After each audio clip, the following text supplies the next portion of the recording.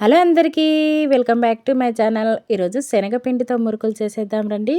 ముందుగా శనగపిండి తీసుకొని జల్లెడ పట్టించుకొని అందులో తగినంత ఓమ, ఉప్పు, కొద్దిగా వంట సోడా, తగినంత కారం, కొద్దిగా గోరువెచ్చని నూనె వేసి బాగా కలుపుకోవాలి. పిండంతా బాగా కలిసేంత వరకు కలుపుకొని కొద్దిగా నీళ్లు వేసుకుంటూ పిండంతా బాగా కలుపుకోవాలి.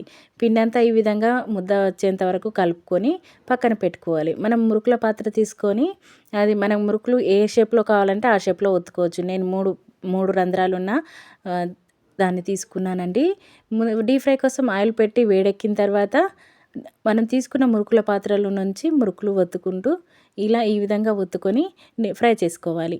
ఇలా రెండు వైపులా ఫ్రై చేసుకున్న తర్వాత మనకు మురుకులు తయారవుతాయండి. పిండి అంతా కూడా ఇదే విధంగా రెడీ చేసుకోవాలి. Thank you for watching. ఇలాంటి వీడియోస్ కోసం నా ఛానల్ సబ్స్క్రైబ్ చేయండి. సింపుల్గా టేస్టీగా ఉంటాయి మురుకులు. Thank you for watching. Thank you all.